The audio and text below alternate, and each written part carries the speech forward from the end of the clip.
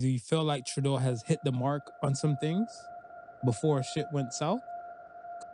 Do I let family disrespect slide? What's your best not safe for work advice? You go first. My best not safe for work advice. The Podical Sons. What's up, y'all? Marvelous. And I'm not your average Joseph. We are the Podical Sons. This show is hilariously inappropriate but intellectual beyond belief. So let's start the show. Like, comment, subscribe, all the above, all streaming platforms possible. Podical Sons podcast, not prod. Podical Sons. As in pod. You get it? You get it? It's the play on words. Or it might even be today. Well, fuck. I mean, everywhere you go is political. So I guess we're political sons again, once again, and stuff like that. So let's start the show. Like, comment, subscribe, all the above, all streaming platforms possible. On the socials at Podical Sons. So say the Sons page and stuff as well. You can stop by there with the wisdom without the ratchet. That's over there. Let's start the show. How you feeling today, man? I'm good, brother. How you feeling today? I'm good. No complaints and stuff, whatever. Just weather just kind of got my car acting different. Other than that, whatever, like small things and stuff. It's still operational, still runs. So That's good. God bless, That's God, good. That's good. God willing, God sparing and stuff like that. I'm going to beat you to the punch. What made you feel good this week? So I went to a charity masquerade thing. Nice. Last night. Yeah. And I think it was so dope where I feel like the landscape for me, right? It looks like where we want to do something good. Yeah. Or we want to do like a cause. Yeah. But we need a feeling or we need something kind of like to make it seem like it's worth our while. Right. So it's kind of like, hey, sir, would you mind giving me $5 to support me in life? Fuck no. Hey, sir, would you like to give me $5 and I can sing you a song? Sure. It's like something you're getting back. Right. In the back end and stuff. It may not be the Whitney Houston type of singing, but you'd be looking like, all right, don't quit your day job. You got my money. You suck. Yeah. Like I want to say like, the overall event and stuff for there, I think the presentation and stuff was nice. Food was trash. Food was trash. I'm not gonna locate. I'm not gonna say the location. Won't say. Venue. Was it catered or was it? Oh no! So it's the actual venue food. Yeah, it's the venue because some places and stuff they have stipulations and stuff. Right, that we you want can't. us to use our thing and stuff like that. I want to say it wasn't that cultured. If that covered some ground, because I was like, oh, the chicken doesn't look that cultured. Everybody knew what the fuck I talked about when I said it, so I was like, okay, so we just run with that. But I think the like overall thing, stuff like the cause that it was for, was for a little like I'm gonna say dance teams. Okay. Go into competitions and stuff like that, and a lot of them need like support to go on the like I want to say a grander stage. Right. So it's almost like a fundraising to get them the money to get to where they need to go. Pretty much and stuff, whatever. And like one of my peoples and stuff, whatever, 2 of their kids and stuff like that was in it. Right. One's like officially locked in and stuff, whatever, doing her thing and stuff, whatever. So we were just showing support. And did they perform at all, or was it just no? They had the videos and stuff running back on the projector. No kids allowed. Like, get the fuck out. It was a grown and sexy. It was a grown and sexy type of thing and stuff, whatever. Right. So it's just like we'll do this for the kids. Meanwhile, we have a venue to shake our asses. Because when I heard "Back That Ass Up" start playing and stuff, I was like, right. Watch the inner hose. So I'm gonna start coming out used again, to or whatever. Yeah, the used to be's. They were still shaking it, like they still got it. So I'm not mad at the energy, but like it was, like I said, it was dope to find that, like people kind of still like saying, like, I want to say, you could have went for the dinner, right, and got the fuck out of Dodge once you got because of the dinner menu, right, and then once you got your molten lava cake. It was easier. Peace. I see a lot of people some deuce out, whatever, after that. The molten lava cake. And everything. I won a raffle. Oh, okay. I was like, I hear, Mormon? I was like, Mormon? I was like, me? I was like, oh, thank you. And then I got warned. It's because like what happened and stuff is it was so funny. They're like, yo, you're not gonna go on a dance floor and stuff like that. I'm like, I like to make sure like the dudes and the peoples and stuff I'm with. Right. can touch dance floor first. Yeah. And like their women and stuff as well. Yeah. Because once I touch dance floor, they be like, yo, who that? And then you get one of these because like, yo, I told you they brought it back. You heard Kaya, my neck, my back. I know. You know what? They remixed it for a commercial. Have you seen that? No, I didn't. I know. Yeah, What so I was like, this? Bro, I can't remember the commercial, but I was like, I know how the lyrics really go for this song. Nah. They cleaned it up. I took my time. I'm like, I'm not gonna go on the dance floor yet. I'm just gonna vibe and stuff over here. Let me finish my little dranky and just catch a little vibe. Yeah, of course. They're like, oh, I'm like, nah. I'm like pretty soon and stuff, whatever. Dr. Umar won't be too proud of me. There's gonna be a bunny out there that's gonna kind of hop on me and stuff like that. They're like, oh, you're just talking shit. Ha ha ha. Kaya came on. Yeah. My neck, my back. She gave me the look. She pointed to me and she like let my and she turned around my crack. I was like, hey yo. They're like, oh, we see what you were talking about. We apologize. We thought you were talking shit. Put some respect on the man's Kavorka. Yeah, but I'm like, you know what? I'm just happy to be here and alive and stuff. So yeah, that's what brought me like kind of like the major joy and stuff within the week. And I think one of my peoples and stuff like I know a lot of people born in January. Right. And shout out to Semi. Shout out to Semar and stuff, whatever. It was her birthday and stuff this week and everything like that. And it was just kind of like the January birthdays and stuff. Like they kind of resonate, but I always feel bad for them because I want to say like in January, like if you're a winter baby, you really have to focus on you. You do. Because not a lot of people might show up for you and these like the weather's one thing in a cold, living in a cold environment. That's true. So I mean, we had a polar vortex popping off over here this week, right? We did. And some places and stuff like New Orleans got fucking snow. Bourbon Street got snow. So like the weather's a different kind of thing. So could you imagine if you're like, girl, we about to go party on Bourbon Street. Like you from like chick from New Orleans. And we about to go out there, baby, with the babies, you know, get the dance on. And then you see all this snow. They're like, due to weather conditions, we can't do shit. So stay your ass home and stuff. And I salute to the January babies and stuff and the February peoples and stuff as well. But yeah, man, like, I couldn't really kick it with my peoples and stuff like that, but I had to extend or clip the love to them. Yeah. To let them know. Of course. That was mine. What was yours? I actually went to go look for my sister yesterday. Oh, yeah? I mean, yeah, she's in good spirits, recovering good. We shared some jokes, some laughter.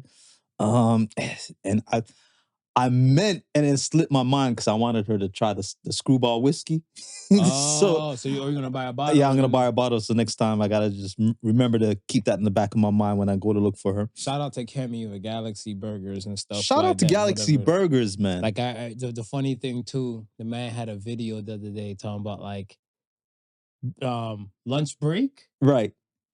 What are they pouring up? Screwball. I was like, I also see you're a man of culture or whatever, right? So the man's like, peanut butter whiskey, you know, it hit different for the girl and sexy. But yeah. So yeah, man. Let's get to the polls and then I guess we can become political again. Yay. It's about but that you time. know what? I wanted to change some things when we get to that moment and stuff. So okay. Let's get to the polls. All right, let's do the polls. So first poll of the week was, are comedians still allowed to be funny? 70% said yes, 30% said no. What you got on that?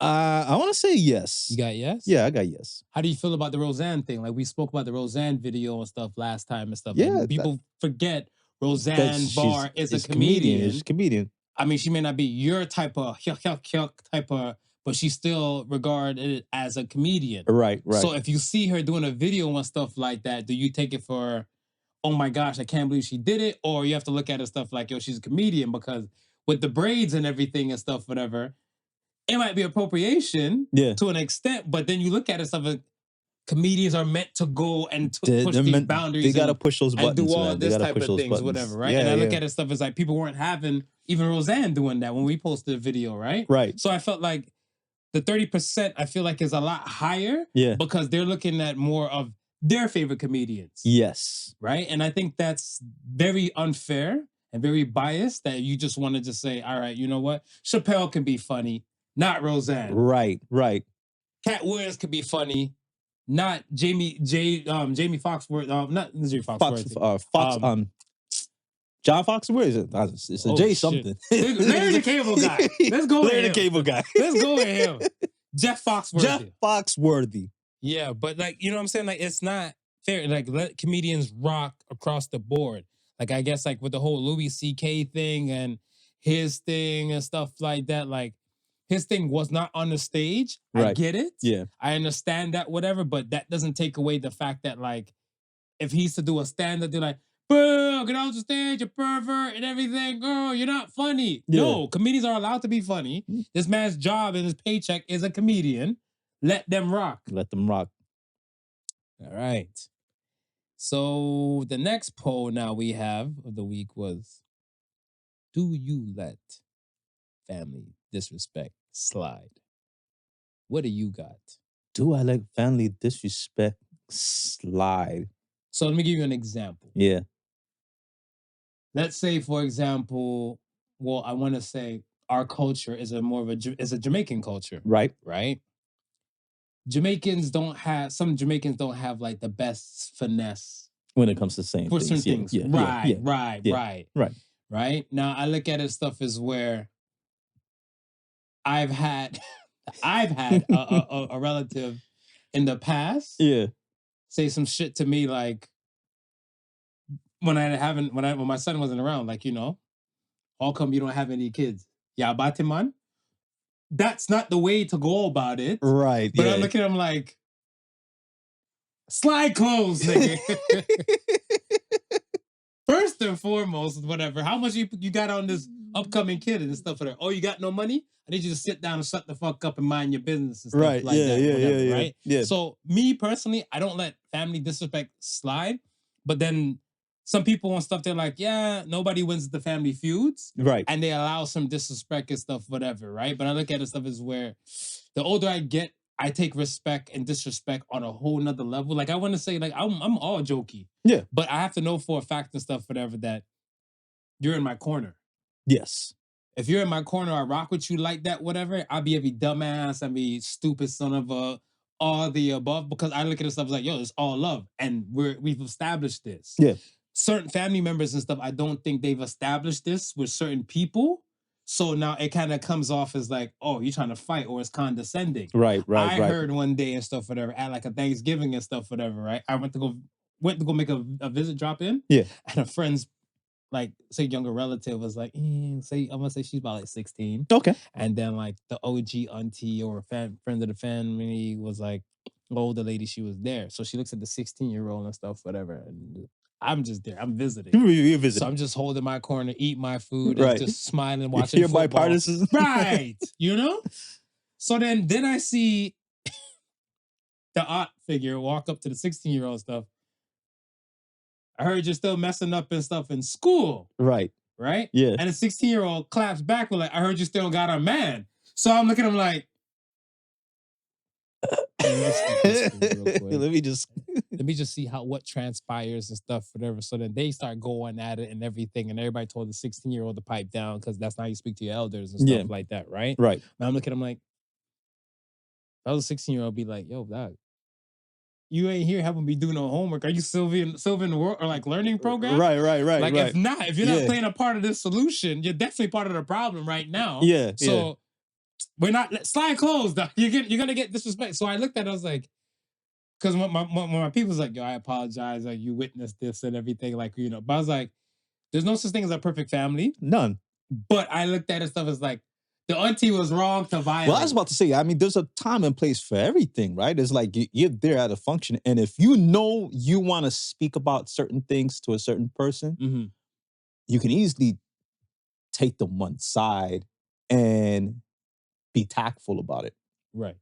Right. And it's just, I always say it's how you approach the conversation with certain people. What about shame now? So let's talk about shame, because I guess the person will feel like shame, then this is why they go on they defense lashed out. mode, right. Yeah. Do you think shame, like, let's say, for example, we come into a world now where we're trying to take away shame. Right. Would you say like shame would be a reason why like some people used to tighten up back then?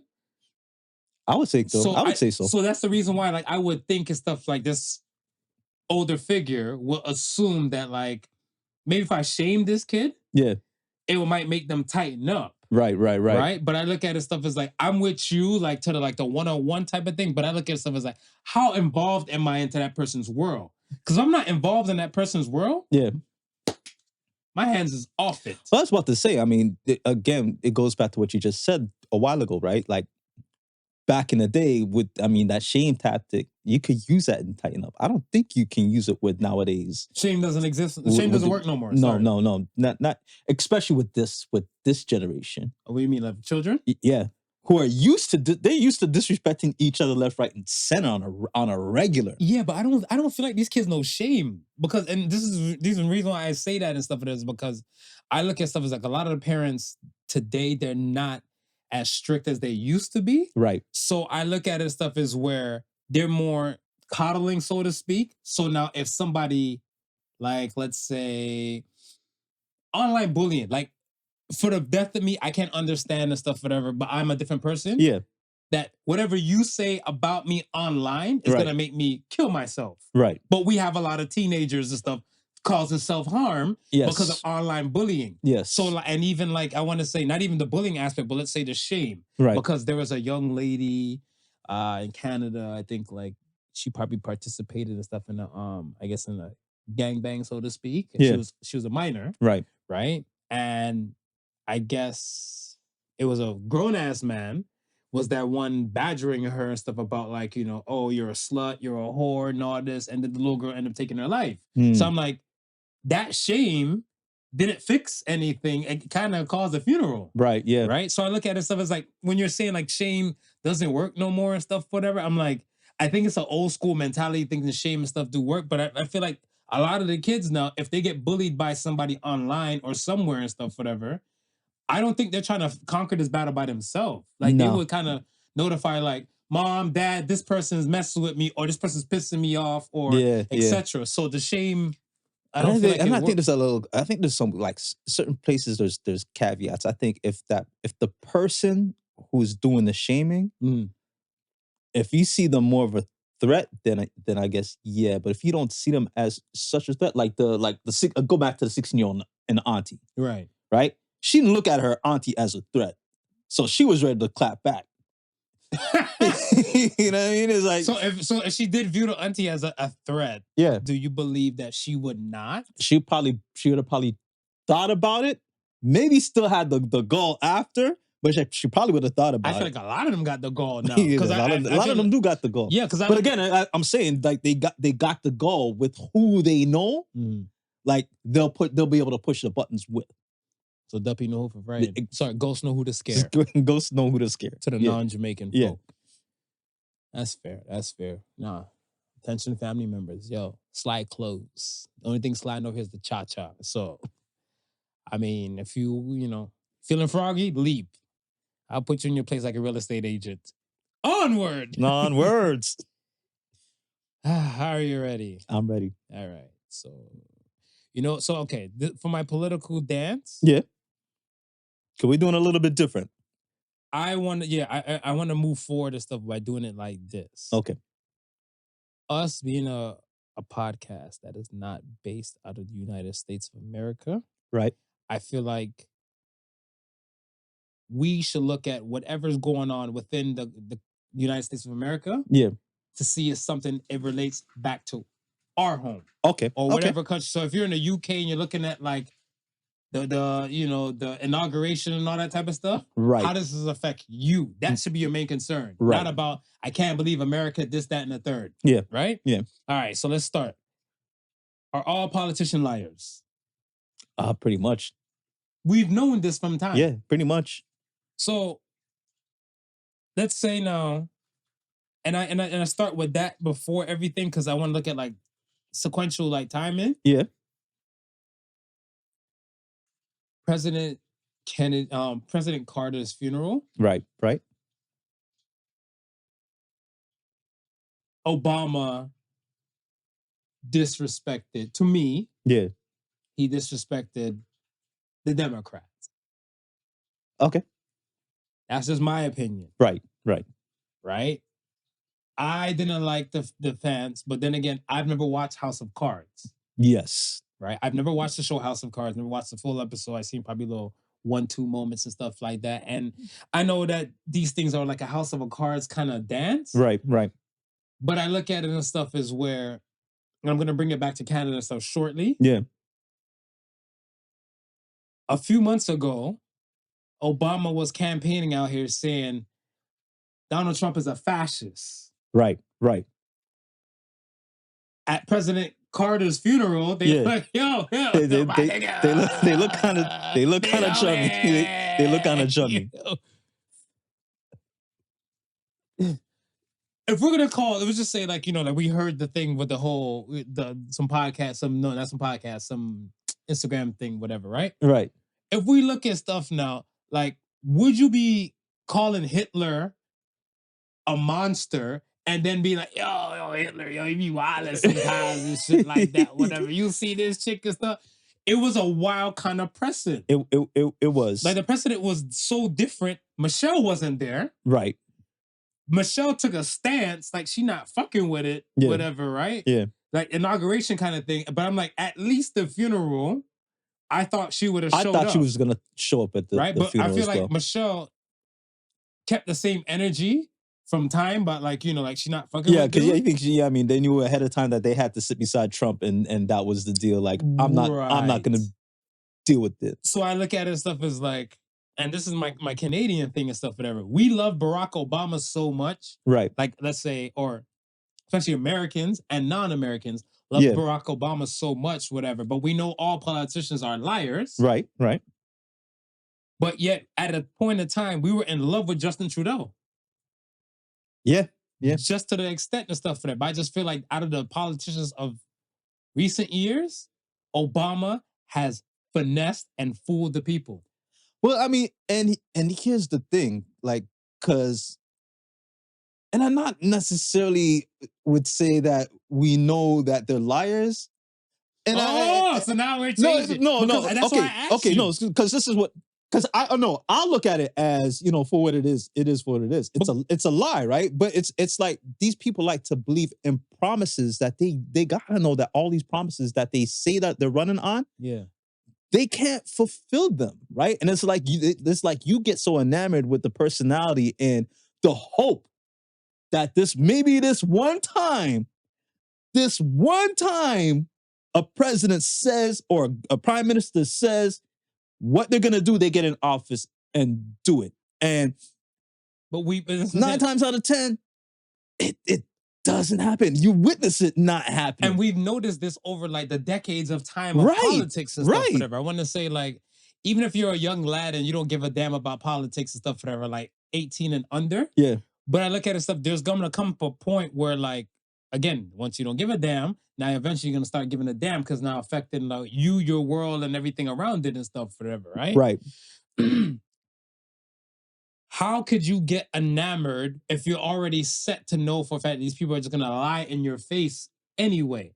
Like, I look at it stuff as where, like, say you and I are sitting somewhere and stuff, you're like, oh shit, look, it's Jay-Z, he's coming and stuff, whatever. He gonna spit some bars and lie to us and stuff, telling like, yo, I'm here for the black people and stuff, whatever. We know he ain't gonna give us no bread. Right. We know he a billionaire. Right. And everything like that, whatever. Be like, yo, Jay,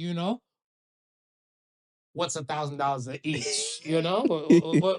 What's a racket each? Yeah, for both of us. That's soft change. It's chump change to a man like you and stuff, whatever. But then you're hearing versus stuff. I support my people, right? Do we call Jay-Z a liar? Yeah, I don't know. It's the hope. I think people just cling too much on hope. Okay, for instance, right? The tagline for our lotto here is just imagine. Right?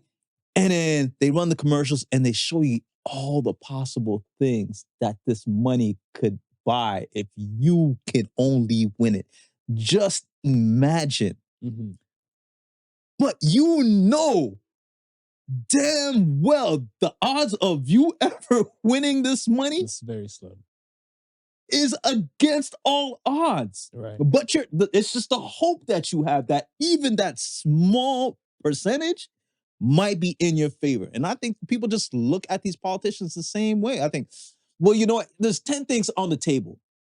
If he even does 3 of those 10, I might be happy. if he even does, to make one of those two important to me, I might be happy. But it's just I don't know. I don't see it. And the thing with Trudeau, everybody looked at Trudeau and everybody's like, oh, well, his father is a great man. And that's what suckered everybody. This man had nepotism. Yeah, the nepotism. This man had no political chops. Nothing. Same thing like Trump. Same thing like Trump. No political chops. Nothing. But the fact that this man's father ran, he was, I guess, a successful candidate in his time. And just like the Democrats, Black people vote liberals because at that time they brought in a lot of immigrants into the country, right? So it's that loyalty thing that that came, and that was under that was near the Trudeau era. So now you're thinking about it. It's like, oh, let's bring back the glory days. This is what Trump is running on. Let's bring back the glory days. See, because Barack is Dem, right? Yeah. Trudeau is Dem. And you even add Trump into the being Republican and stuff, right? Or conservative. With Trudeau's people, they know he doesn't have any kind of, because I think he's a drama teacher, I think they said? Yeah. Something like that? Yeah. Drama teacher, right? They know he doesn't have the backing and stuff, whatever, but yet they still created and he gathered the support, the love, the running, and all the above, right? Trump now, they know he had no backing. Yeah. Eventually he found the support, the backing, and all the above and kept it forward and stuff, whatever. Trump's love, I want to say, let's say if half of America is divided and stuff, whatever, we'll go by 300 million. If 150 million and stuff are for Trump and 150 million are against Trump and stuff, whatever, that's still a high population. Right. Compared to like in Canada, like say we'll round it off to 40 million, not even half is supporting Trudeau. Right. Right? Two individuals still come from a world with no backing and stuff like that, whatever. But yet we know that whosoever is going to groom them for this stage is going to teach them to lie. Yeah. Now, I'm not comfortable for myself. I'm not comfortable. And you know what it is too? It's the selling of the lie. And I think this is where these guys are so polarizing at it, right? Like Trump. Talk about it.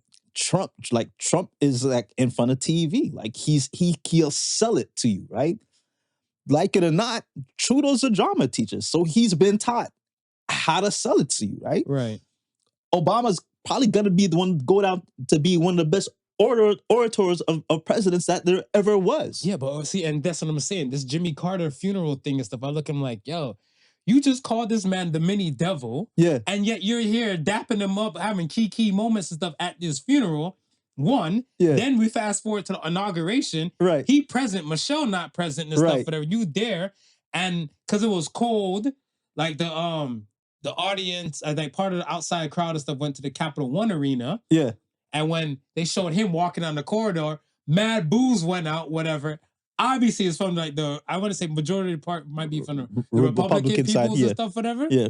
But I look at it and stuff as like, fam, they don't like you. No. But yet you're still there. Yeah. And you're there front row supporting. Yeah. I'm uncomfortable with that. I know, and you have all right to be uncomfortable. I'm uncomfortable. But people are so finicky because give it, a few months from now, or even give it 4 years from now, when most minds have forgot about that, and he steps on stage, and this time instead of an Eminem lyric, he give you a Most Def lyric. Oh, Obama, he that nigga, he that dude. You lost me. He lost you, but we know where you stand. He's not. There's a lot of people that he's not gonna lose. Yeah. It goes back to what we say even with the whole Drake situation. Like it or not, there's nothing people are gonna say that are gonna knock core fans from Drake. There's nothing you're gonna say. Core Obama fans. He brought us Obamacare. Forget about everything else. Obamacare. My mom's good. My pop's good. Yeah, he missed a step here. He missed a step here. But genuinely, he's good. I think Trudeau just missed too many damn steps for him to ever be standing on one good foot. Did you have Look, okay. hold on, before you go. Yeah. Did you ever think Trudeau? Do you feel like Trudeau has hit the mark on some things before shit went south? Because you're talking about the misstep thing. No. Wow. Okay. No, I'm thinking it's just that whole popularity thing that just kept him going. Like, look at the I think it was the Lavalier scandal. Like, yo, that was a big scandal that he escaped, NSC? and he only escaped it because people liked him, right? But slowly, as people started disliking him, these things that he would have probably just skirted under before, he can no longer skirt under again. And I was just going back to say the whole thing with, look at what's happening with right now with Doug Ford, the Premier of Ontario. People weren't liking him with the past few months. Now he's leading the charge against this whole US want to buy us outrage, saying, nah, this is not how it's gonna happen. I'm gonna go buy me a blue hat and put Canada not for sale on it. And he's people are like, yes, that's what we need in this time of need. So his approval ratings has actually risen. Yeah, no, I look at the stuff as where I think the times of politicians, if they have 10 tasks to do, 3 is not sufficing no more. We need to see you and stuff, whatever, as the people. Right. We need to see you and stuff. Not only talk your shit, but the working man or person, the working person, needs to understand the stuff. You're there for the like with the boots ground down to the ground. Yeah. Because if they're not seeing that or feeling that, whatever, they're not gonna fuck with you. Right. From, let's say, the things that Doug has done within the course of like the pandemic to now, it's shown that like the working man, like I want to say like people with the CERB shit, whatever, right? Yes, this is the whole country type of thing, but like certain measures and stuff and implements and stuff were in there and everything like that. I want to say like when my hospital, like for an example, got the money for like Ontario workers, hospital workers, and healthcare workers and stuff doing all this type of stuff, whatever. Okay. That was a provincial thing. Right. And he is the head honcho for the provincial side. Right. The country's kind of like, you do what you want by province, whatever. You know what I'm saying? Right. And I kind of look at it and stuff as like, you always talk this down to the boots thing, you're for the working man and everything like that. This shit is now showing you whatever. So it's like, out of the 10, check. You check the box because I want to say no one was prepared for the pandemic. No. But even when it got to that point, it's kind of like, yeah, I can fuck with it. This is relatable and stuff, whatever, right? And even like for Trump's approval shit, whatever, it's the everyday working person and stuff that was fucking with Trump. Yeah. Right? Yeah. Like, I want to say, I always look at it as stuff as where in our world, or like say, if you're in a country and stuff where, again, I want to say everybody wants to be bootleg America. Right. Right? If you're in a country and your country feels like it's like on its way and going bootleg America, with like democracy being the forefront, you honestly have to look at it stuff, whatever, like, who's on there previously? Did they get the job done? Right. Because I look at it stuff as like, we don't know what the new person's going to bring. The new person's just going to bring promises. Yes. Yes. But you're already here. Right. Did you do what you needed to do? No. Next, you get the fuck up out of the seat. And I think this is what's happening, and this is what we're seeing going forward from now. I think they resurrected the fallen king, Donald Trump. I think people are going to be a lot more skeptical. And again, like it's the promises that he made for to the everyday working people, who, again, the last term, the last people in office didn't really do nothing for them, right? So you're out, right? And I think like going forward now, it's like, what can you do for me? The promise, right? The promise is going to get you to vote in, right? But now we're really going to watch you while you're in. So even with Pierre, he's saying like, yo, the liberals done messed up the country. And people are saying, I feel like the woke folks, it's not even the liberal. Well, but I mean, but they push the liberals push the ideology. So that's why it's falling on them, right? And he's saying, yo, well, it's time for them to go. And people are saying, yeah, it's time for them to go. And he's putting promises forth that people are saying, yeah, we can rock with that. But now, if he gets in office, they're gonna have to hold his feet to the fire, and he's gonna have to not come through, or else it won't be the PC party going forth again. So I want to say this: when it came to Trudeau getting reelected before the pandemic, Right. I don't feel like he kept a good portion of those promises before. No. I didn't vote for Trudeau. No. The last time, the time before and stuff like that, right? Before the pandemic. Because I was like, you missed the mark on a good bunch of shit. But I'm looking like, you have diehard liberal folk and stuff, and they'll still vote, and hence that's why he won and stuff, whatever, right? And I was gonna say, and he knew though, because that's why he pushed the election forward. He was like, yo, let's push this election forward, because I still have these people on my side. I might not have them on the side if I wait, right? So let's push it forward and get me back in office. Which was good, because come like, if that was in the October-ish of 2019, pandemic came around and stuff. Well, let's say COVID itself came around, COVID-19, right? Right after. And then the world went to shit to what it went to. And now he's just inbound and dealing with this. I'm like, yo, boss, there's no re-electing after this type of war. Because even that with the truckers and the people who weren't getting vaxxed and everything like that, it created a damn divide. And I want to say, I used to rock with Rob Ford, RIP Rob Ford. And somebody said this to me and stuff, whatever. They're like, yo, Rob Ford is out here doing like bobblehead and publicity tour. I think he went to Kimmel.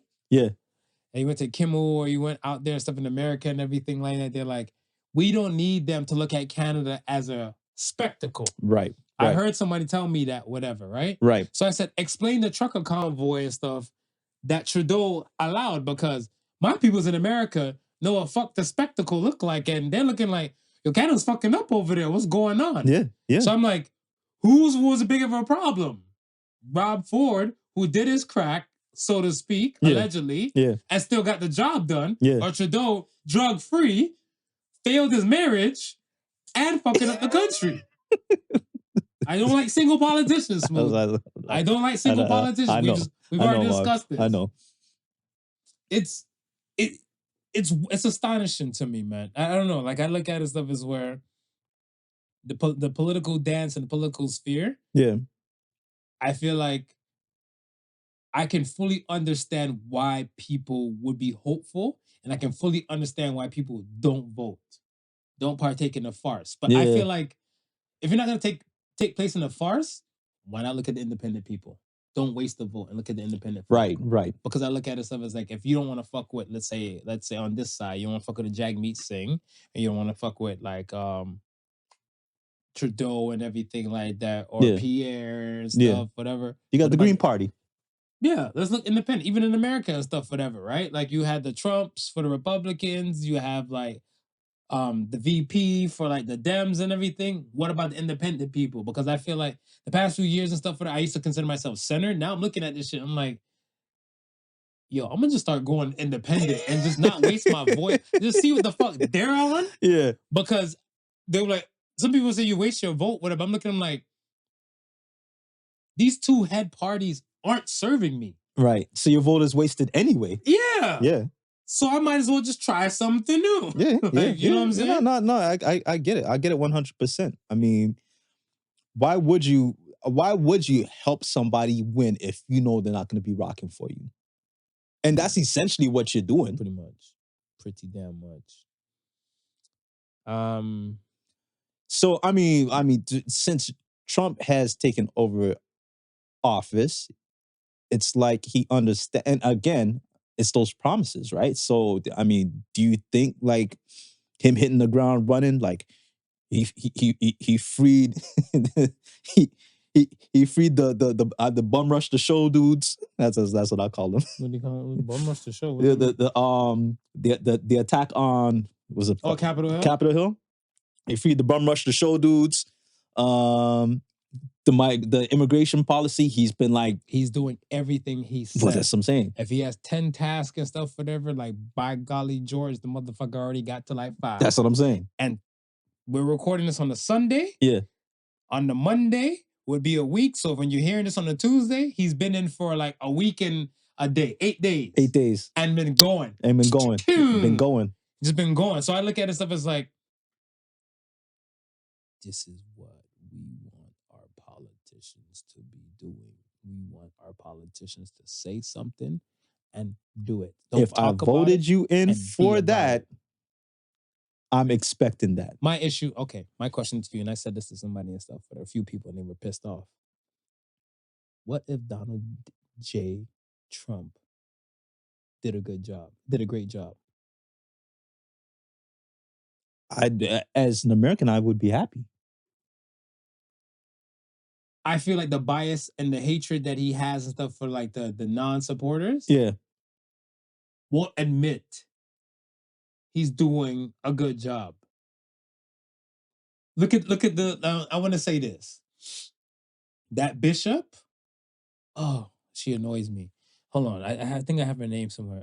Bishop Boone. The one that did the speech for inauguration. Service? Yeah. Disrespect. Highly disrespect. Like I think she, for me, like after she said her piece with the whole have mercy thing, right? She went on like an award tour and stuff, whatever, because she did what she wasn't supposed to do. Yeah. And I say that because we could have chose anybody else. If I'm them, I'd be like, we could have chose anybody else to act and participate and stuff, whatever. You want to go off the script and off the cusp and everything like that? Like, who the fuck are you? Yeah. And now you're on this political run and stuff. You're like, yeah, I just want him to have mercy. No, you have your own agenda to push. This is not the place for it. Not the place. You should have voted and you should have got at your churches and say like, yo, do not vote for this guy. Yeah. It didn't work. Shut up and be a proper loser. Or you could have did this. Decline. If that's how you really felt. Pull a Michelle Obama. Decline. Pull a Michelle Obama. Let somebody else take your place. That was highly wrong and stuff, whatever. Like, I feel like, yo, she ain't getting enough flack, and I would give her flack because you need to know for a fact that Donald Trump is out here beating women across the board, non-physically, you know? He done beat Hillary in the past and stuff. We're not even bringing up 2016 elections, whatever. He done beat Kamala. You're a woman too. You can get beat by Trump too. Like, just like that. How many women does Trump have to fight in this term coming? You gonna fight them all. You gonna fight them all. But it's just I think it's just astonishing to me that where I call it the Kanye moments and stuff, whatever, because like, yo, we give you a teleprompter, or you already have some shit and stuff and you want to go in and stuff, whatever. I do believe that, let's say the service was done. Yeah. If the service was done and she went up to him and stuff, and he's like, you know, beautiful service, beautiful, you know, and everything like that. You know, even that, I had to shake his hand, be like, you know, Mr. President, just a single word. Again, like we were talking about, call to the side. Right. You know, and everything. Because you're trying to shame Trump, and we said shame don't work no more. Nope. Because he made a spectacle out of her on his side and stuff, whatever. And I was looking and I was like, I don't think this lady really paid attention, because when you look at everybody's lined up on Trump's side, I saw Mark Zuckerberg, who runs Meta. I saw Jeff Bezos, who everybody always buys shit from Amazon. Mm-hmm. I see people who take their enraged thoughts and stuff, whatever, to go to the X, to run by Elon. Right. They all lined up at this nigga's door. Mm-hmm. Mm-hmm. So I looked at it and stuff, I was like, dude made Zuckerberg doing about face with Facebook. I looked at it and stuff as like, this lady's fun games. Right. Where are you gonna go? I'm gonna go on my Instagram platform. Hey, Zuckerberg, or shut that shit down. Mm-hmm. I'm gonna go on my Twitter and complain about this. Hey, why can't I get anything to come to me from Amazon? Hey, you need to watch who you're warring with. Yeah. Like, I look at it and stuff as where everybody just feels comfortable and free to think that the things they do won't have no repercussions and stuff like that, whatever. I saw that. I want to say I saw that Justice League lineup during the inauguration and stuff, whatever. I was like, everybody there on that platform stage area, except for Biden, and Kamala Yeah. is safe. Obeezy was there. Bill Clinton was there. Hillary was there. He fired a like, you're no cop. I beat you in 2016. Get out of here, man. And I was like, we want, going back to what you were saying, we want a politician to do what we asked them to do. Yeah. He's doing what he said he was going to do. I don't want to like linger on the 2016 run, but it came to a point where the man said Muslim ban was coming in. Muslim ban came right in less than a week. Mhm. The man said these amount of things and stuff, whatever, not happening. And it's just crazy that now freedom of speech is kind of brought back, and there are two agendas in America. I'm about to say, yeah, they're back to two agendas in America. Talk to So, me. and with people, with people seeing here, because we're always saying this time around we're going to reflect it back to home base. Yeah. Where people see what's happening over in the U.S. and Trump exercising all those promises. Do you think it builds more confidence in Mr. Poilievre? Yeah. Somebody tried to come for him. I can't remember. With the gender City thing? News? Yeah. Yeah. City News and stuff like that, whatever. I do believe that reporter was just doing their job. Right. The powers behind him that kind of try to push this, I think they realize that they're not dealing with a roundabout idiot. Right. So they got what they deserve. And I like how Pierre finessed it and dealt with the situation. I like how he did it too. Because it's kind of like, I don't have a problem. Yeah. But I just know, like, yo, there's men, there's women. Is there more? Since you brought up the whole conversation about genders, how many genders are there? He flipped it right back on his head. And the guy's like, they're probably talking to him in his headset like, oh, fuck, abort mission. Smile and go to commercial. Smile and go to commercial. Right? And when he realized and stuff that like he was treading water and stuff now, and then he was damn near about to drown. Right. And Pierre's like resolve and stuff was not shaken. Yep. This kind of iterates somebody else said, like, it kind of feels like a Trump agenda on this Canadian side coming right.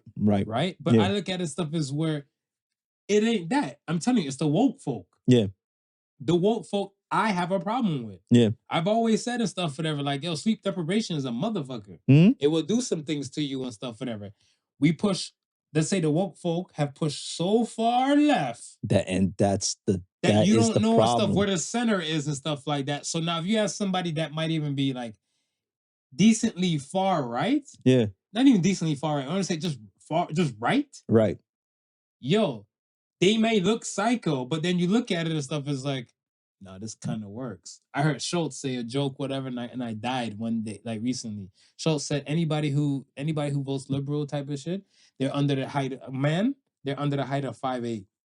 Is that what he said? If you're a tall enough man and stuff, whatever, you'll stand on your word and you'll stand on some shit, whatever. Yeah. And you're on some conservative shit. Right. And I looked at it and stuff and I was like, hey man, fuck you. But I love him. He's one of my favorite comedians. And I looked at it and I was like, no, if you can stand on your own, yeah. Just like your theory and stuff with the Asian community, with the Pacific Asians and stuff, whatever.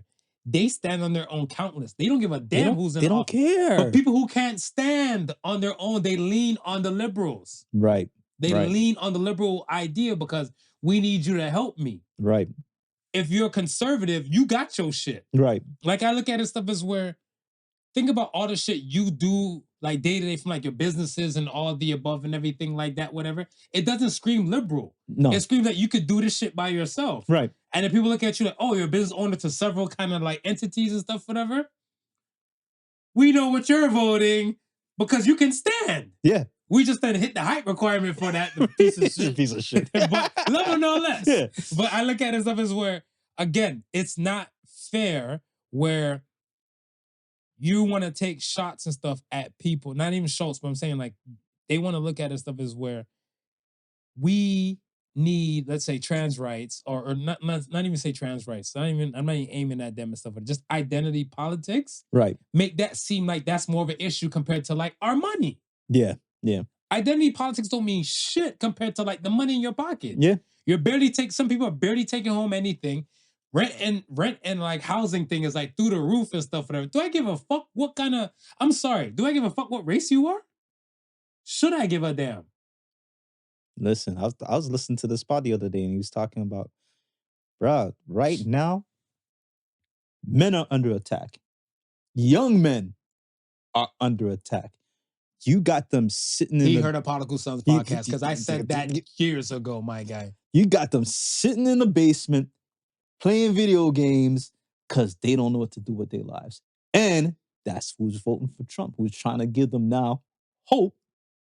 And not only that, the moms who want to get their son out of the basement, they're looking at, I gotta find some hope for my son too. So they're looking to vote for the people who are gonna provide the hope. Okay, so let me ask you this. Let's swing it to Andrew Tate. Right. Do you feel like a person like Andrew Tate now, whatever, right? He's giving a lot of young boys hope. Yes. Right? Do you feel like some parents will be backing Andrew Tate? You know what? I think if parents who actually listen to his rhetoric and not what people are saying about him. The delivery is wild too. The delivery is wild. The delivery is wild too. Yeah. It can come off brash, right? But if they take time to actually listen to what he's saying, right? Mm-hmm. And not what people are saying about him, they're probably looking at us like, yeah, my son needed to hear some of that. Let's talk about the Biden crime family real quick. The Pardoners? What are your thoughts on that? Bruh. Because like here, I think my thing and stuff is that you have Fauci going up so many places and stuff, and they're trying to catch him and indict him. Yeah. And then you pardon Fauci, and not only you pardon Fauci, but remember on the revenge tour, I said I picked Fauci for the crosshairs. Yeah. Yeah, so they know. You pardon Fauci, but Biden didn't pardon what's the name? Pence. So Mike Pence still needs to leave the country. If you're hearing this podcast and you hear it or somebody relays it or stuff, whatever, hopefully the Bahamas is being well to you. Because I look at it stuff as where, how do you pardon your whole family? Your entire family. And I look at it and stuff as where, if this don't scream dodgy, I don't know what the fuck is. There's one thing that to pardon Hunter. Yeah. Because I think his thing was kind of brash, but I look at it as this is a crime family and stuff, whatever. You have like the head boss and stuff, whatever, will be Joseph himself. Right? Yeah.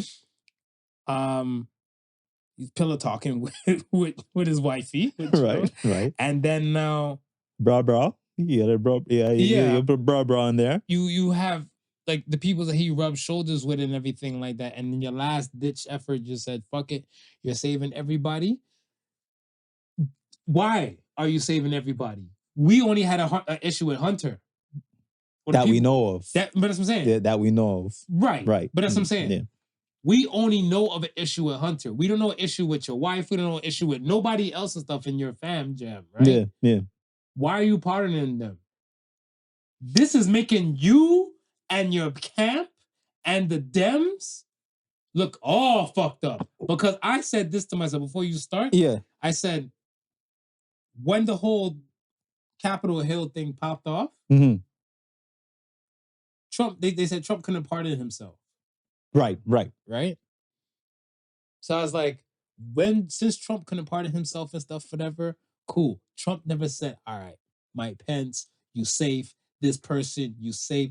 He was working with Fauci. He didn't even pardon Fauci. No. So I was like, that crime family, the Biden crime family, yo. I was gonna ask, because Trump mentioned about some papers that they destroyed. I don't know what type of papers he was talking about, but apparently there was some papers that were destroyed that could have got some people in some serious shit, so some serious charges. Okay. And this is where some of the patterns may be stemming from. I don't know about the paper. Never heard about it. Yeah, I gotta see if I can look it up. And yeah, I'm not too keen of these lists of pardons and stuff that went on. And I mean, do what you do. You know what I'm saying? I was mean, thinking, like, listen, man, you gonna save your people, save your people. What you? I'm just curious what you saving your people from.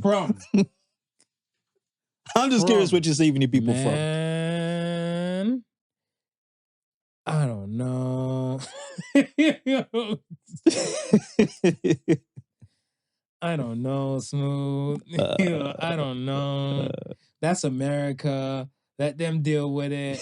I look at stuff as where my issue with the whole Fauci pardoning thing over here, flip it back to over here. I feel like when it came to Trudeau, is it Theresa Tam? Theresa Tam. The one for Ontario, Eileen, like Della Villa or something like that, whatever. I'm butchering her name. I know I am, but the Eileen lady. Yeah. She stepped down. Right. She retired and stuff, whatever, right? She stepped down and all the above. And I look at it stuff as where to the everyday person, they fucked us when they came to COVID. Right. Right? I want to say like some got the jab, some didn't get the jab and stuff like that, whatever. And they made it seem like the jab, like I think I don't give a damn and stuff about like the lies or the charades and stuff there, but I would like ownership. Yeah. To some things to say like, yo, we didn't know what was going on. Right. We shot the bed. Right. We did the best we could do. Some of these social distancing thing kind of slowed down some things and like the curve, because they always would talk about the curve and everything. Yeah. If they admitted it and they let it ride, yeah, with the honesty and stuff, whatever like that, I feel like a landscape for them will look kind of decent and stuff. But I feel like you have Fauci and stuff at the charge on that side of the world, yeah, or on the U.S. side, and then now you're exonerating him from like all things. So it's like, where the fuck is the accountability that like the U.S. people and stuff like went to fault with whatever, right? Yeah. So I look at it stuff like someone like even Theresa Tam and stuff, and I'm like, yo, we were no better than them. No. So I'm looking like, let's not pardon that fucker over there. Like we need to look at Theresa Tam and stuff, whatever, and we need to honestly say and stuff, and like, yo, boss, you said a lot of shit, the same thing that Fauci was saying. I was about to say, here we go back again with the mini America. Yeah, you did the same thing and said the same thing that Fauci was saying and stuff, whatever. Now, we're on the Canadian side of stuff, whatever. Fauci got away. We can't let you get away. Right. So I'm like, I look at it stuff as like, we need people like that, like who was there to hold themselves accountable. Like, yo, we fucked up and everything. Because again, people who got the jab, myself, right, who knows what this might do to us in the near future. Down the line, everything is freaking killing us. Right. Right? From like, humans have what is it? A credit card amount of size of plastic within in the body and everything like that. The way like living and stuff was a little different. And I know like last episode it's about saying like, is life getting better and everything. Yeah. Technology, certain things and stuff are getting better, but at the end of the day, you're trying to supplement real with fake. Right. It's like the AI shit all over again. Yeah. With the real world. Well, look, just going back to the whole food pyramid. It's a scary place. It's a scary place, man. How long did they promote that whole food pyramid shit to us? And that's what I'm saying. And then they want to hold themselves accountable to his shit. Like, I think Trudeau, to me, he shot the bed one day when I believe his podcast is like, oh, I didn't tell anybody, get the jab. You remember that? Yeah. That press conference I remember he said, that press whatever? conference. I said, I remember his press conference. I looked at Trudeau and stuff, and I was on the F Trudeau campaign from then, whatever, right? Because I always see the people like driving, I had to drive out to the city, go see Little Man and everything. I see the flags, F Trudeau's. I see on the trucks, F Trudeau. I was like, damn, y'all really hate somebody you never had a conversation with? And then when he said that, I was like, people lost their jobs. Lost their jobs, man. Just lost their jobs, bro. They became a social pariah in a lot of places and stuff. And then again, it was like, you go back to even just the whole, the loved ones who passed and couldn't have nobody around them. Like, it was, a real traumatizing time for a lot of people for you to now come up and say that you didn't tell people that they had to do it. Yeah, that part is very, very, very, very rough, man. I don't know. I would say let us pray. And the reason why I say like let us pray is because again, we keep talking about these dark times that's gonna come. Yeah. But I feel like a lot of the alignment and stuff for that from us, it's not really here. Right. Us as people. Because I say that where if we collaborated a lot more, I think it wouldn't be that hard.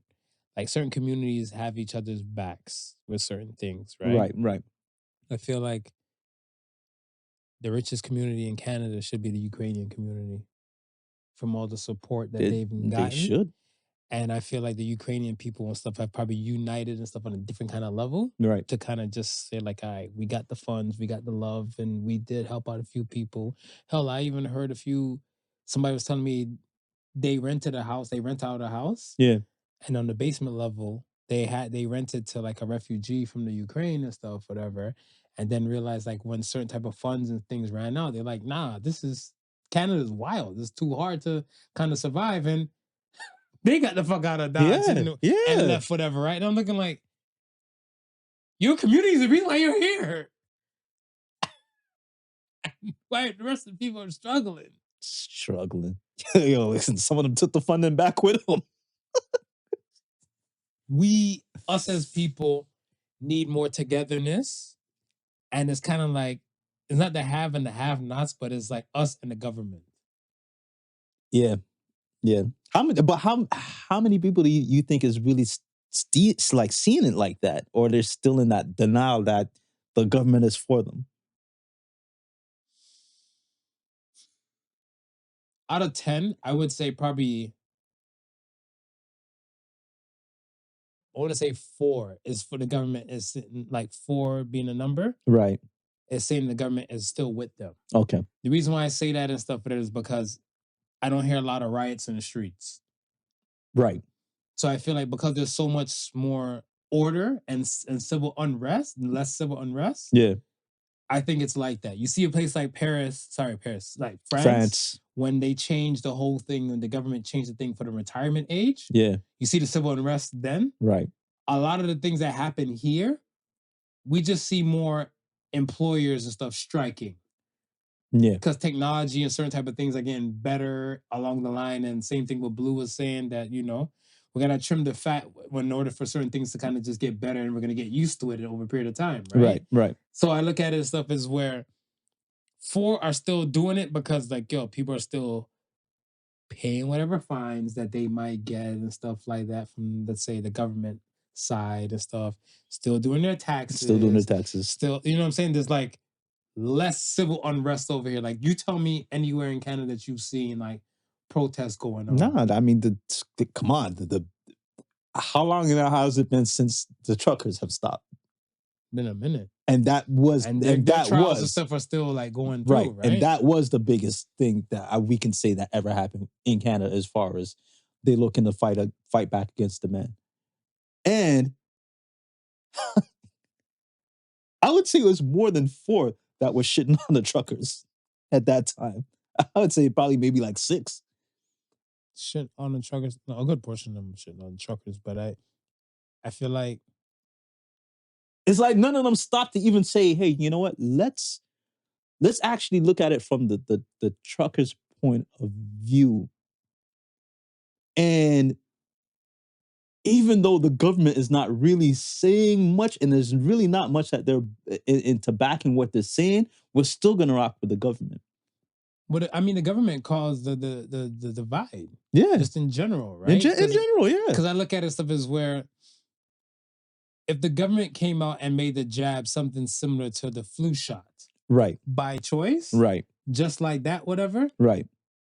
Different landscape it would be in. No, but he did say, he said that he didn't force you to go take the job. So it was by choice. No, the dirtbag said that afterwards. He said that afterwards. Like, I'm looking at him, I walk past the TV, I'm like, what do I got on my body? Like, this guy. I was like, you say this now and stuff, and I felt like the vaccine, like antibodies is like, listen, man, here comes cancer, here comes cancer. Listen, man, it's and now you really, really, really, really, really got to think about it because they pardoned Fauci. Sure. I mean, why are you pardoning him? Why?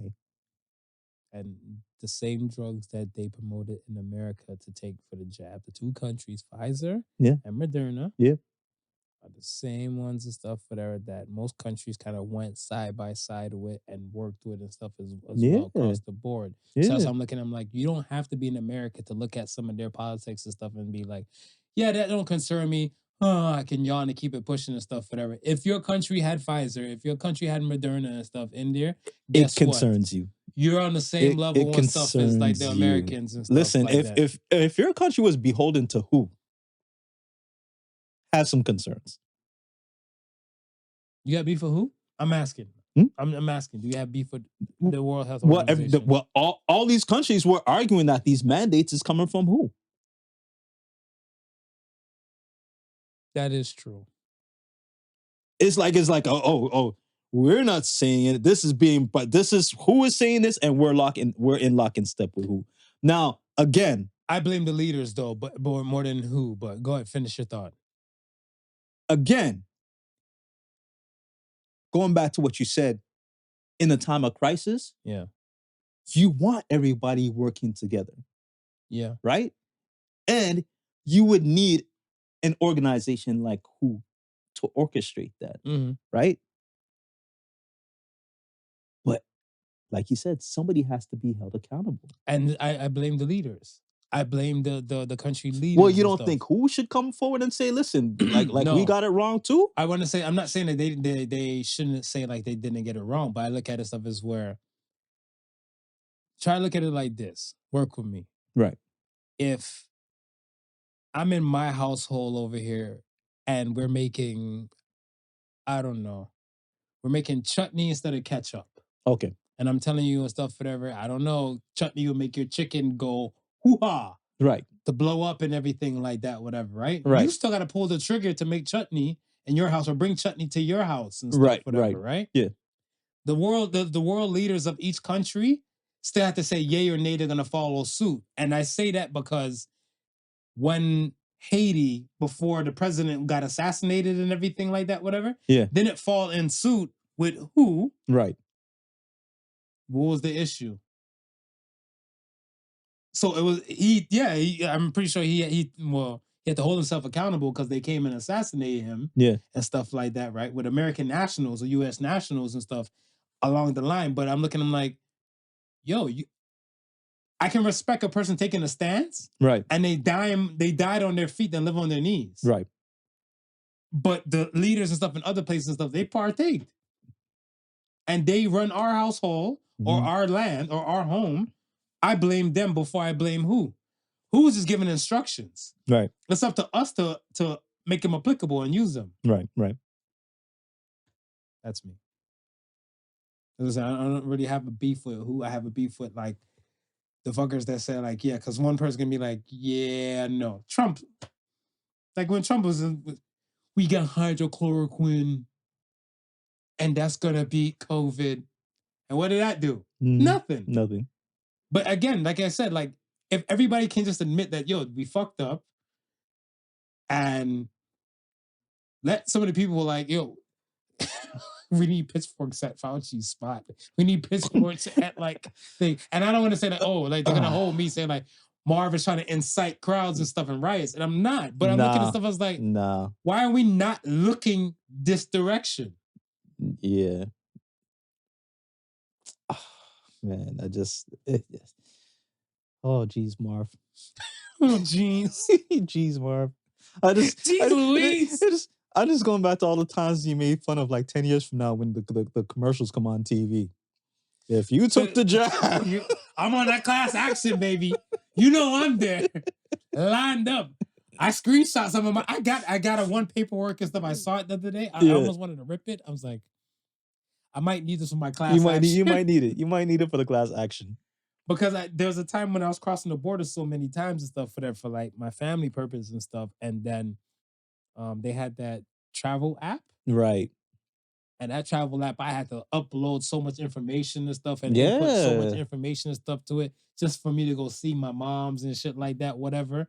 I'm like, I need my bread when it comes to this thing. And I hope I'm able to be alive to at least get a little change and stuff, whatever. To get it. Yeah. Because when you see the class action things, you're like, were you drinking contaminated water from Fort Worth this year? You think like, well, yes, I was. You are liable and stuff, whatever. And then you look at it stuff as like, I was, and but he died. And she died too. That means my pot should be bigger. Like all the people who had complications and stuff from after the jab. Yeah. Right? Yeah. Some people said it triggered strokes and stuff, and some people said their immune system and stuff. They were one way, and then they're this type of way. Some women said that it affected their ability to conceive. Yeah. We getting paid. Yeah. Yeah. I missed out on the ginger ale lawsuit and stuff like class action. I'm not missing this one. I may not be glued to a TV. Front and center. Yo, I can't wait to see that shit. Whatever. First, I'm gonna see it, and I'm gonna make sure I'm like take it straight to Chat GPT. I'd be like, is this class action against the people who took the jab real? Yes, it is real. Say less. Lawyer up, motherfucker. Lawyer up. And then I'm here. All right. I want to say this before we move on. It was really, really, really hard to pull out any more news besides Donald Trump. Yes. Yeah. This week. He dominated the cycle. He did dominate the cycle. I do want to say to the people and stuff is like, yes, we are the Podical Sons, and we just joke and jest about the political sons aspect and stuff, whatever. But there's countless episodes and stuff that we've given you guys and stuff, and you can check and go date back. Yeah. To kind of prepare yourself for these times. These times are going to get kind of different, and they might be difficult. They might not be to your favorite, to your liking and stuff, whatever. But I do look at it and stuff as that you guys and stuff as people look at it and stuff to take care of like yourself, your household, and then your community first and foremost. Yeah. And then from there, then involve yourself into other things. There's an expression I always keep forgetting and stuff, but there's something on the lines of like, yo, you don't have to know everything. You just have to know what you know. Right. And I'm butchering that. That might be a Podical Associated Sons coming up or something, but I look at it stuff as where focus on what you got. Yeah. Yeah. We don't know what the landscape might look like after the tariffs. Right. We don't know what the landscape might look like, hell, in Canada after like the tax-free holiday. Yeah. We don't know what again with the who wins and stuff to like our votes and stuff coming up later in the year. You have to focus on what you know, build on that, work with that, and be great within that. Yeah, yeah. Because I do feel like, again, the have and the have-nots, I've been talking about this and stuff, that the population stuff is going to grow, but people need to be mentally stronger, mentally more resilient. We've had countless episodes and stuff telling people and stuff how to kind of get righteous and stuff like that. I'm just keeping it quick and cute. That us as people need to make sure that we are one with ourselves and we understand ourselves, and then our household, our families, and then our environment, our landscape and stuff too. Yeah, and just to build on what you're saying is, once you develop what you know, don't keep it to yourself. Let people know. You might be an acquired skill, right? This is not the time to sit down and be quiet and woe is me. Like, no, like Marv said, find that community. Hey, this is what I'm good at. This is what I can do. I don't know. I don't know how much it can help, but at least you know if you're looking for somebody with those type of skills, I got it. I'm your man, and I'm willing to do my part.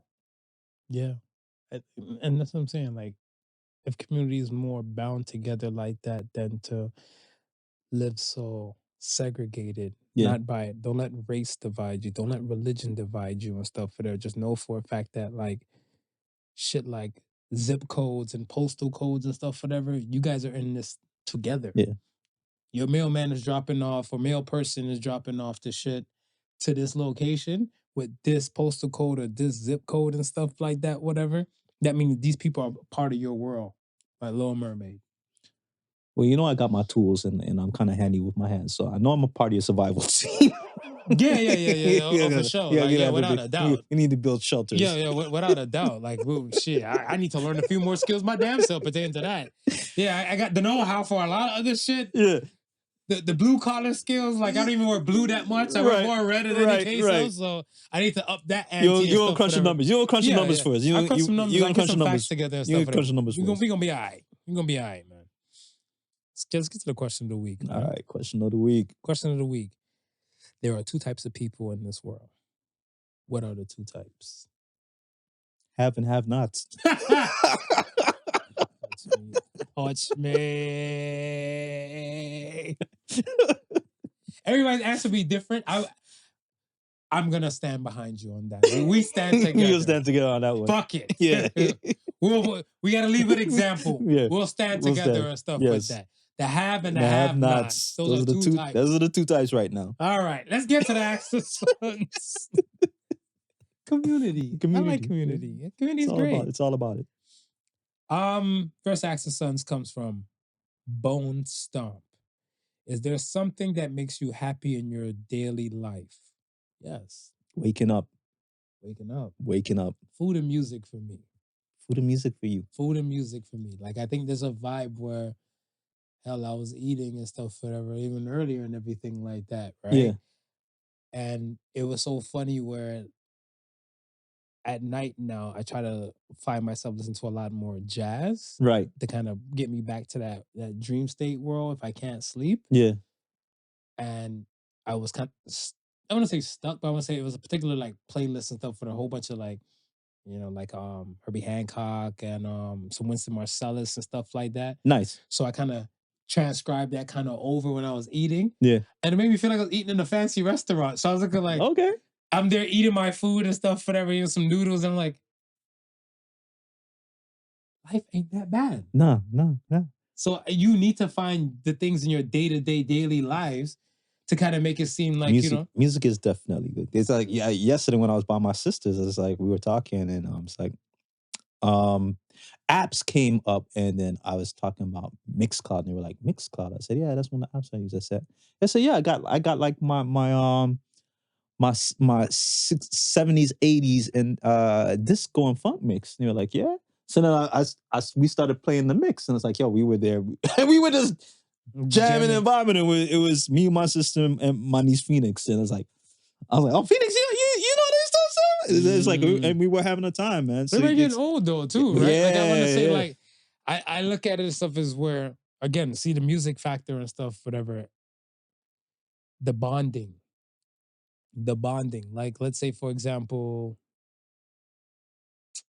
you might like Daft Punk. Right.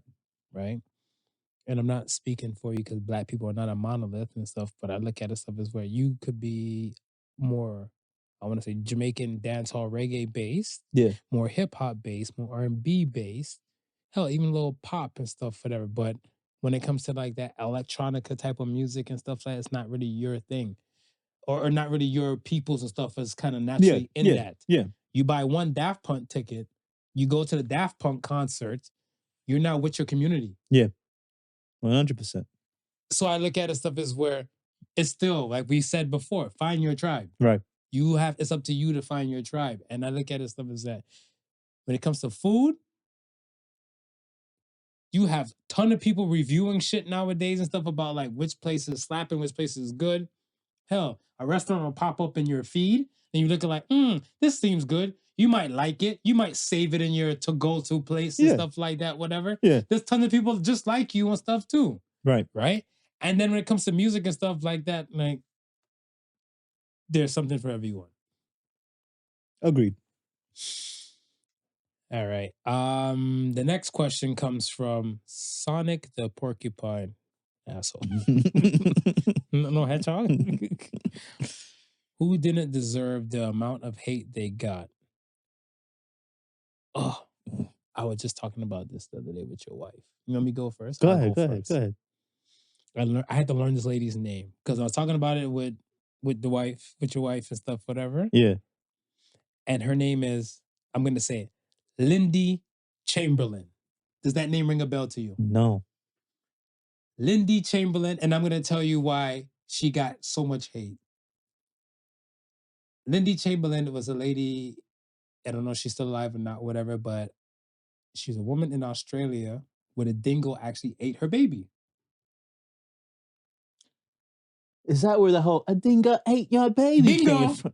Oh. They were going to charge her for murder and everything for this kid. Until they realized that, oh shit, a dingo really did eat your baby. Okay. So to a fact that like she's been exonerated. Right. But Seinfeld, like reruns are syndicated worldwide. Mm-hmm. Mm-hmm. So could you imagine like she even like walked past the TV, a Seinfeld episode is running past whatever, and then you hear Elaine, a dingo ate your baby. And you'd be like, you motherfuckers, my life is a joke. Am I a joke to you? So I'm saying, Rock, I didn't even know who she was. I knew the phrase, you though. knew the phrase, though. And that's what I'm saying. Like, I feel like there's certain people and stuff that like, yo, they got some amount of hate that they didn't deserve, and she was one of them. Who you got? I got Daniel Caesar. Yeah, the singer? Yeah. Talk about it. He got the whole hate for standing up for, was it Claudia? I can't remember her name. When the whole she was going off she was going off about something, and then the black women just said, nah. Oh, Sabrina Claudia. Right. Oh. And Daniel was like, he came to her defense, and after he came to her defense, they just started hating on him. I'm not like, yo, dude's music is good. I mean, forget about that one time that he stood up for somebody. It was his friend. I don't think, he wouldn't have not stood up for her. You know what it is? I think let me ask you this. Yeah. And this is to your Daniel Caesar thing. Do you believe that there are like Canadians who've made it ginormous and big and still would come back and live here and fight for their home and stuff, whatever, besides Drake? Because I feel like even the Jim Carreys, the Michael Myers, like I feel like with their known figures. Yeah. But I look at it stuff as where in Daniel Caesar's case and stuff, whatever, Daniel Caesar is, I want to say a relatively a decent size, decent following kind of celebrity. Yeah. Where because he's Canadian, the same thing like with Drake, we're letting you in on a whim. Right. So you can't miss your bus and miss your place. Right. Because after that, whatever, we're gonna send you back to your wolves and to your people. Yeah. Whatever, which they did to Drake. Mm-hmm. And now it's up to you and your people and stuff, whatever, to kind of just keep you going. Yeah. I'm not into the music scene as much as stuff here, but I look at it stuff as where Daniel Caesar can still be a mini god here. He could. He has a powerful voice. He could. But I look at it stuff as like, even if, and the same thing with the Drake shit, whatever. Okay, they don't like you, they're clipping you, and they're trying to put you in your place because you're a Canadian. Stick to the rivers and the lakes that you're used to and just do your thing. And just do your thing. Just say like, yo, I felt this way, and still do your thing. But the hate is still heavy. So, yeah. Let's go. Yeah. Stop hating these people, man. Last question comes from KombatKrew. What's your best not safe for work advice? You go first. My best not safe for work advice. Bringing your fried fish for lunch and trying to microwave it in the microwave. That's safe for work. A lot of people hate the smell of fish, man. No, and they look out against it. Nah, you got to do better than that. I'm not accepting that. You're not accepting it? No. Not safe for work advice, whatever. We're talking about shit you would say to a coworker and stuff, whatever. And it might be off the cusp. It doesn't, like, that's safe. You think that's safe? I think that's safe. If you tell a coworker, don't bring your fish to work. Bro, there's a lot of fishes. It'll tell you right on the microwave, no fish. Yeah, I'm not saying the statement is a problem. Right. What I'm saying, or even bringing the fish is the fish, yeah. Right. The smell will fuck with us. But I'm looking like, that's advice, that's news that everyone could use. Yeah. What is something that not everybody could use? That not everybody can use? Not safe for work. That's some shit you would go up. But like this, one of my not safe for work ideas and stuff, whatever, is that, and I'm always scared when it comes to men and women living with each other. Yeah. My not safe for work idea and stuff, whatever, is that as a man, you have to be prepared to eat pussy and wash dishes. That's a not safe for work advice. And I say that because I don't think a woman will fuck with you that much if you're eating her box or you're cleaning. I say no, because think about it. Like, and hear my idiocracy. I'm trying to see it. Hear my idiocracy. Go ahead. I tell you my idiocracy and stuff behind it and stuff is that, like, you ever seen when a woman's fed up, a woman's angry at you and everything like that, whatever? Right. It's not as bad as if you're doing some shit towards the house that she could be doing. Right. The hate is less. Argue with your woman and wash dishes. Get up when your woman is arguing with you and stuff in your living room or some shit like that. Yeah. Just get up and start washing dishes and stuff like that, whatever. She's going to go from 10 to probably like 7 and be like, yo, what are you doing? Like, yo, I just feel like we need to clean this up. It just looks messy and the place is in an array. She might be like, this is why I love you. And a woman, if she know for a fact that you probably done pissed her off to a high degree. Look at baby boy. This nigga backhanded her. Right. Oh, Jody! What did he do? He eat the box. Not everybody would say that at work, unless you work with terrorists like me. Now go. I'm gonna stick with my fish. Disrespectful. Smooth has a list of questions he didn't answer on this show. My memory is just too far gone. I'm gonna stick with fish. This ain't it. I'm gonna stick with fish. If you agree that Smooth answered this man's chime question, in. Let us know. KombatKrew, what is your best not safe for work advice? If you agree with Smooth and his, do not bring your fish to work in microwave as a not safe for work advice for a person's life, let me know. Chime in. Yo. Not even like, like, yo, after midnight and stuff, whatever. Don't call your ex and stuff like that, whatever. No, don't microwave your fish at work. All right. We are here at the end, man. We are here. So say the Suns this week. And stuff, whatever. A little motivation for the people as always. So say the Suns this week says, don't give up, just give it your all. So says the Suns. I think a lot of people and stuff, when they don't see the results that they're expecting, they tend to kind of hold back and stuff, because might feel like certain things and stuff are dwindling. I seen a friend of mine personally decide to say they want to start a clothing line or clothes and stuff like that, whatever. I want to say they started with hoodies. Right. At the time and stuff. And because I guess the sales weren't as going as trajected in their head. Yeah. I went to go ask them and stuff for like a hoodie and everything like that. Yo, what's good, man? And I don't mind supporting like, a black business and everything. And the man looked at me like, yeah, we're not doing that no more. Like I'm off it. And I look at him like, they were quality items. Like, like PK, shout out to PK Creations and stuff like that, whatever. Like, like with that quality stuff. How long were they running for you? Do you know? I want to say pretty much during the I want to say somewhat from the pandemic. Right. So we'll put it into the 2022 time. Yeah. Because during that time and stuff, whatever, what they had said.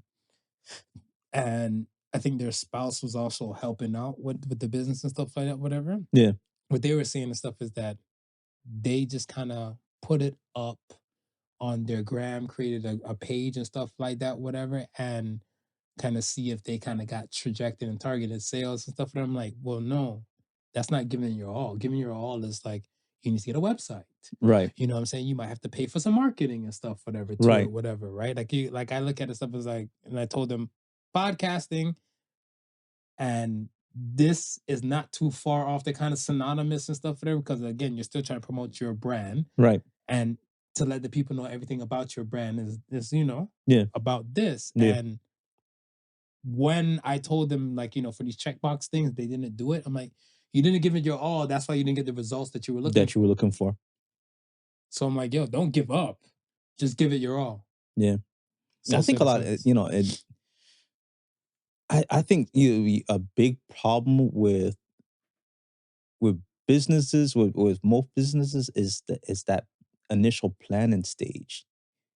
And just what do you mean by and that? just thinking that just not like looking at certain things. And I want to say, especially to me, when I look at like Black businesses, like a lot of people say, oh, I want to open up a barbershop, or I want to open up a restaurant, or I want to open up this, I want to open up that. And it's like, understand that when you open up these things, it's probably going to take you like years before you start seeing success. So right off the bat, the plan should be, what is it going to take? How much do I need up front to carry me through those lean years, right? Mm-hmm. And one of these things is like, nobody says to themselves, I'm going to open up a restaurant. I myself don't know how to manage. So let me budget to hire a manager for the first year or two. First year or two. I don't know about how the inventory is going to be. Mm-hmm. So let me budget to have inventory for the first year or two. Because you have to think that it's not going to kick in right away. Like, I know tons of people that start businesses and say, I don't have no advertising budget. Knowing that in order to bring people to your business, you got to advertise. Right. You got to market. So there's at least you should be thinking about having a budget for that. And maybe the money that you go and get at the bank, maybe it's not large enough to do what you want to do. So that's what I'm saying. It's like, it's the initial planning stages. It's just looking all that stuff that what takes to make a successful business. Mm-hmm. It's like, it's all these ingredients. You're not going to bake a cake to its full potential with half the ingredients. No, you're right. I think people want to go, and this may sound foul, but I look at it stuff as where people don't really want to put in the work like that. And I say that because the brainstorming or the trajectory of like, or the forecast of what set business might look like. Yeah. To me, that's essential. Yeah. That's a must. Yeah. Right. But I have a business state of mind. Right. Right. And I look at it and stuff as like, especially like with the, I want to say with the Great Resignation, like I said, like, because they started this during the pandemic time. A lot of people walked out from their jobs, right? Or quit their jobs. Right. I look at it and stuff as where they haven't had that business state of mind. Right. Or they probably choose to learn about that business state of mind before going into a business. Right. Right. Right. They had a good idea. Yeah. But without the business mind plus the good idea, yeah, that's the thing. Now, when you were saying about like for the first year hiring somebody and stuff like that, I think in the first year, most people are like, depending on the business, might be in the red. So to hire somebody, but that's what I'm saying. Hire somebody or to budget to say you're gonna hire for somebody, right? That's kind of like what we're not doing. And stuff is that. Yeah, but this is what I'm saying though. It's like if you go to for instance, shout out to my tax my tax guy Imran. Like when I first met Imran, right? Mm-hmm. And it was with another business partner of mine, and we were starting up a record label, right? Mm-hmm. And we were like, okay, we want to put together a proposal so that we can get funds for the business, right? Mm-hmm. And when we went to him, he's like, we showed him what we have, and he's like, where's your trajectory statements? I was like, what's that? He's like, well, how do you expect to get the money if you can't show where you're going to be from here in the next 5 years? He goes, this is what they look at. You gotta show what you're going to be spending year to year. So you gotta project 5 years from now. And when you project 5 years from now, if it looks feasible, they're going to give you that money to cover that 5-year projection. So it's just like I'm saying, if I know that I need a successful manager to hire the business, the manager might cost me $50K a year, right? Mm-hmm. They're giving me 200, or they're giving me 100 for the next 2 years for that manager alone because it's needed. I've put that in the budget. It's projected. So that's what I'm saying. A lot of these things, a lot of these ingredients, they're not accounting for. And if they're not accounting for it, then they don't put it in the budget. And if they don't put it in the budget, of course. It's going to be something that's going to lead you in the red. Would you say that would be business 101 fundamentals? If it would be.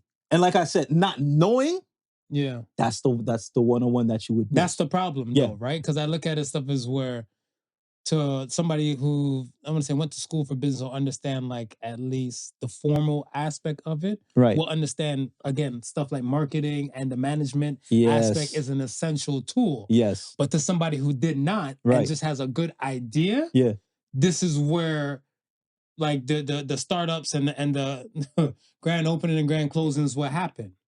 And it happens far too often for you to see that and not say to yourself, well, what went wrong before I start? Because if you go and sit down and then say, well, if you look at two different businesses, right? And you see one that's successful and one that's not successful, you sit down with both of them, you figure out, okay, well, what did you do that was so different from what this person did? The work. And the work and the planning. Well, I think the work is and the planning is part of the work. The planning is what I'm saying. Because I look at it stuff as like, if they're not looking to plan for that aspect, is they're not doing that portion of the work. And this is the thing. Like I said, I'm not shitting on anybody and stuff, but the same thing going back to my peoples. Right. They didn't put in the work to know for a fact that like, yo, we need to spend again for the marketing aspect and stuff like a lot of businesses and stuff for that. If you're not blue check verified, they might not even take a damn message from you. That's it. That's it. Right? Are you willing to spend this money or factor in to say like blue check verified money a year would be this or then multiply by 5, like what you're saying? Right. This is how much and stuff like, and that's part of your marketing aspect, not including like ads that you might need to run here or even places where you might need to create flyers and other things and stuff like that to say like, hey, we're selling clothes. Right. Right? That's part of the work. A lot of people and stuff, they're like, yeah, I'm going to cut corners. I might not need to do that by doing this. And then they're looking like, well, why am I not where I need to be? So it's a rude awakening for a lot of folks and stuff, whatever. But for a lot, man. Like I said, but putting in the work is really important. And then going back to what we originally started with is not looking at the downs as being down. No. Put more work into it and get it up. And I say that to say this. Shout out once again to Galaxy Burgers. If you're in Hamilton, Ontario, or the surrounding area, go check it out. You know, when I was speaking to Kem, he had told me, like, listen, I've been through the truck leaking. I've been through me and my pops at the side of the road with the truck broken down. I've been through all these things that would probably put a dent in a lot of people and say, hey, maybe this is not for me. But it's just the persistence. And now you're seeing the persistence pay off. Like I was speaking to my sister yesterday. I was like, yo, I see bloggers go to this spot. I see the city of Hamilton promoting this spot. This is what his persistence got him to. And now it's now starting to pay off. So don't think of these failures as these setbacks that are it's gonna happen. You plan for these. You should plan for these things. Yeah, like I don't know why people just would feel like it's gonna be sunshine, rainbows, and lollipops, no hiccups. Yeah, right? Like I expect the hiccups, like I'm prepared for it and stuff, but I don't know because I look at it stuff as even like us doing a podcast. You know, touch wood. Like, what if you're not well enough to record? What if you're not well enough to record? Right. Then what? Then what do we do? Then what do we do? That's what I'm saying. Like, do now like we have to find a way to adapt. And let's say you're not able to record for like a bit. Let's say, I don't know. Let's say what happened to like, a relative of yours with a leg thing, you're hospital bound. Right.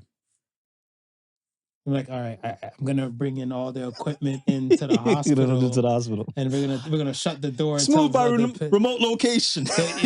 Don't worry about the echo you hear, the revert, like the feedback and the reverberation and stuff is gonna be a little different here.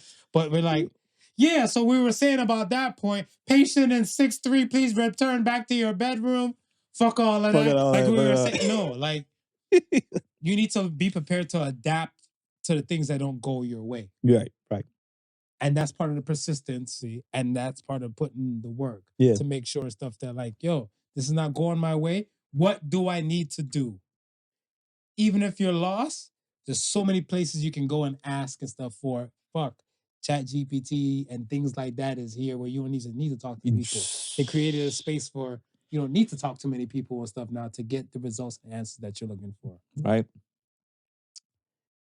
We said a lot today. We said a lot today. I guess it's sign off time now, folks. Yeah, I mean, we are good. But yes, we're here. So say the sons again. Like, comment, subscribe, and all the above. We appreciate you guys for taking the time and stuff. To America, MAGA. To Canada, step your game up. Is the 51st state looking more attractive with recent events? Is seeing that a leader is really doing what he's saying that he's going to do? I've always said 51st state was attractive. Yeah. Because I look at it stuff as where you have, and I'll say this before it ends and stuff for this episode. Think about all the inhabited land. Right. Think about all, like in Canada. Yeah. And think about all the migrants that want to go to America. All right. And how you can change the landscape and stuff, whatever, from there. Just saying that. Shit, we got enough land. We could do 51, 52, and 53. I mean, those biodomes, I don't want to call it a biodome, but like those resort type of situations and stuff, whatever, like, why not start making some of these places and stuff? Like, okay, you want these, what is it, the smart cities? Yeah. And everything like that, whatever. If you look at it, stuff, it's like, all right, you don't want to be on welfare, or we can't afford welfare in, let's say, get proper welfare in Florida. Right. We're going to send you to the Yukon in Canada. You can live for free, live like czar, and you get a stipend and stuff like that, whatever. So you ain't got to do shit. Right. We want the productive people or the people that are doing shit in Florida. Welfare people, move north. So we going to be the welfare state? I mean, but we didn't got to be the full welfare state, because I look at this stuff as where, if we're talking the whole country, this is a big ass place. Yeah. I myself. So we're going to regulate that for the 52nd state. Yeah. Or the 54th. Or the 54th. Because I look at stuff as like, there's places and stuff in Canada I would never, ever want to travel. I think it's like Red Alert. And that's the most northern part of Canada, where like, I think like the Army, Canadian Army, and some other places and stuff are there. And I was looking like, I saw the temperatures in that bitch. I'm like, -30. I'm like, oh, hell to no. Oh, hell no. I'm not going. But if you're looking for a better opportunity in your previous world, and it was so much rougher and harsher and stuff like that, we set up a few people. We teach a few people how to run a snowplow. I mean, you know, when you really think about it, right? Like, I'm wondering how far off those temperatures are, like, for the places like Iceland and Greenland, because I mean, those places are populated, and if they can survive the frigid, who knows? Maybe it takes, again, for the people who would like to live in that temperature. Maybe it might be something that might be a thriving community for them. Of course. Yeah. Anybody and stuff that are the population that's already out there and stuff, just build on that. Yeah. Build. I don't care. Build out there. If the weather conditions are firm enough, whatever, build out there. Build a community. Start building a city and build some things and stuff out there. Be like, hey, that's just what it is. There's some other places and stuff, I think in Serbia and other places and stuff, they're in like some frigid ass type of conditions and stuff like that, whatever. Right. Cool. There's places in the world people are inhabiting these places. They're not the most ideal, but if you look at the perks and the benefits and stuff of what quote unquote 51st state has to offer compared to like you're coming from a country that didn't have shit to give. Yeah. Sounds pretty sexy. Sounds sexy. Then they have to go get rid of all the immigrants. Simple as that. Simple as that. Once again, thank you for listening to the Podical Sons. Remember the difference between genius stupidity. As you see, some of our stupidity can elevate beyond. Genius has its limits and stupidity does not. Peace and love and be safe out there. And God bless America. Peace and love. Peace. The Podical Sons with Not Your Average Joseph and Sofa King Marvelous.